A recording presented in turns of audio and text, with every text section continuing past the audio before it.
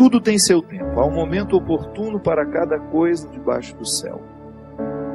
Tempo de nascer, tempo de morrer, tempo de plantar, tempo de arrancar o que foi plantado, tempo de matar, tempo de curar, tempo de destruir, tempo de construir, tempo de chorar, tempo de rir, de lamentar, de dançar, tempo de espalhar pedras e tempo de as ajuntar, tempo de abraçar e tempo de afastar-se dos braços, tempo de procurar, tempo de perder, tempo de guardar, tempo de jogar fora, tempo de rasgar e tempo de costurar, tempo de calar e tempo de falar, tempo do amor, tempo do ódio, tempo da guerra, tempo da paz.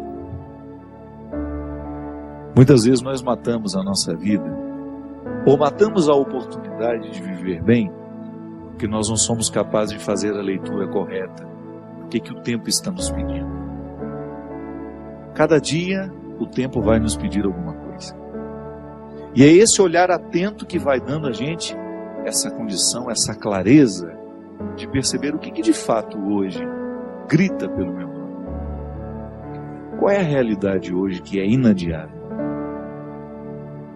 Às vezes nós somos tão negligentes na percepção disso, que às vezes nós desperdiçamos um mês, um ano, 10, 20, colocando o nosso empenho numa realidade que nem era para aquele momento. E é por isso que é tão interessante a gente desenvolver a habilidade de dizer não e de dizer sim. Que essa é uma habilidade que só a maturidade nos traz. Que às vezes, porque somos imaturos, nós não sabemos nem dizer não. Não sabemos olhar as urgências do tempo. Então a gente vive para agradar o outro. Antes de agradar o outro, você precisa perceber o que a vida está pedindo de você. Que nem sempre aquilo que o outro, aquilo que você pode fazer para agradar o outro, está em consonância com aquilo que a vida está pedindo de você. Mesmo que para a gente crescer, nós temos que ter coragem de cortar muitas coisas. A Sagrada Escritura diz: tempo de matar, tempo de fazer nascer. Tudo depende da percepção para olhar o momento presente e descobrir o que de fato merece o nosso empenho. Quantas vezes eu na minha vida me empenhei no lugar errado, na questão errada, e depois não tem como ser feliz, sabendo que o meu empenho não foi onde deveria ter me empenhado. Não há possibilidade de eu me sentir realizado, de sentir-me bem com as minhas escolhas, porque o que vai fazer com que eu me sinta bem é olhar para o contexto das minhas escolhas e ficar confortável com aquilo que foi escolhido. Nós estamos muito estranhos a nós. Não é estranho com o outro, não. É estranho a nós mesmos. Eu preciso colocar alma em tudo aquilo que sou eu, até na casa onde eu moro. E a vida tem me ensinado que a casa não é um aglomerado de paredes. A casa é um sentimento que me ocorre. Não é só uma construção material. Quando eu entro dentro daquelas paredes que eu construí com o meu trabalho, ali eu identifico a alma que me sustenta. É um sentimento que me ocorre. Quando a gente abre a porta da casa, quando a gente entra, é um sentimento bom que nos ocorre. Isso é alma. É quando a matéria está plena de significados. É quando a gente começa a atribuir um significado que ultrapassa as paredes, os móveis, o jardim, o portão de entrada.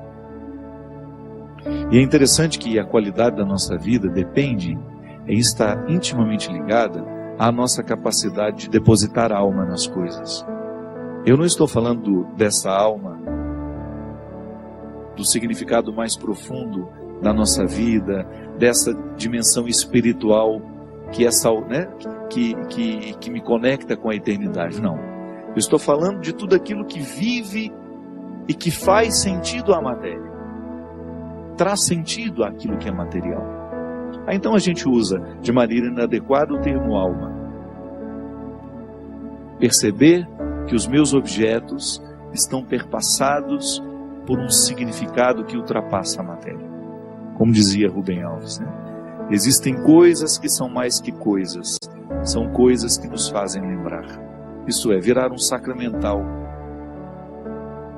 Da mesma maneira como eu trago uma lembrancinha da viagem, aquilo é para mim apenas um sacramental de alguma coisa que foi boa, que foi vivida, que foi experimentada, que me fez bem. Na minha oportunidade de colocar alma neste corpo, nessa oportunidade única que eu tenho de viver diariamente bem a minha vida e assim inflar ar em tudo isso, da mesma maneira como eu percebo essa outra alma da minha casa quando chego de um sentimento que me ocorre, o viver bem, me trazendo a consciência de que hoje, quando eu observo as urgências da minha vida e me empenho, eu estou colocando alma no meu corpo. Agora, quando eu percebo que eu não estou fazendo, que eu não estou me empenhando para viver bem, eu estou sim fragilizando os recursos da minha alma, que são justamente para me ajudar a viver bem a própria vida do corpo.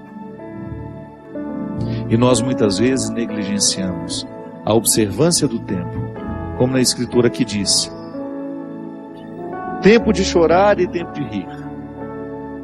Há momentos que a própria vida te mostra a necessidade de chorar, de jogar para fora os seus excessos, de não ter medo da tristeza, de permitir que essa tristeza cave dentro de nós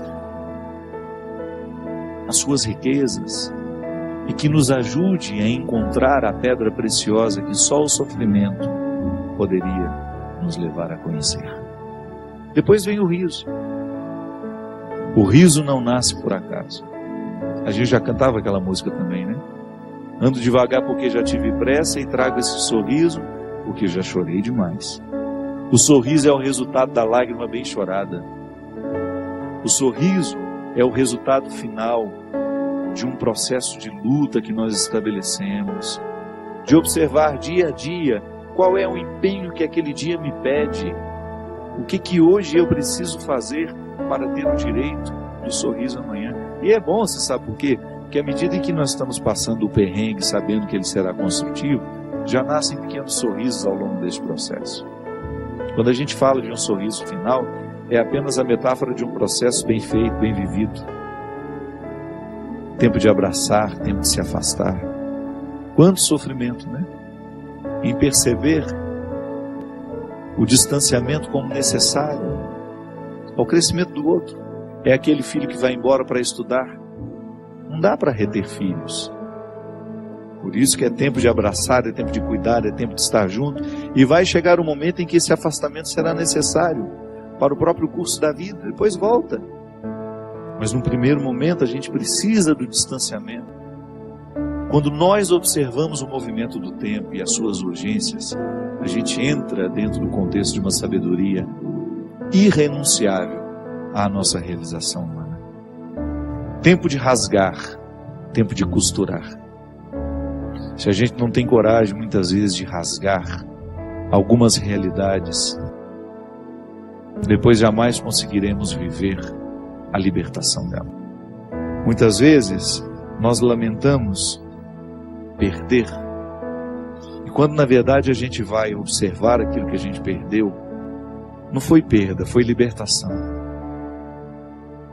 Quantos relacionamentos precisam ser rasgados para que depois eles sejam costurados do jeito certo? Fazer cair por terra todas as ilusões que nós temos do outro, ou todas as pretensões que nós julgamos em cima do outro. Não, o outro não tem que corresponder às minhas expectativas. O outro tem que ser ele. A vida sempre vai pedir de nós calma, paciência, porque com pressa nós passamos por cima de todas essas necessidades e não somos capazes de reconhecê-las. Que às vezes a vida não está dando certo, é porque você nem sabe exatamente o que você está precisando. Às vezes nós ficamos tão aflitos, tão angustiados, e não sabemos por quê.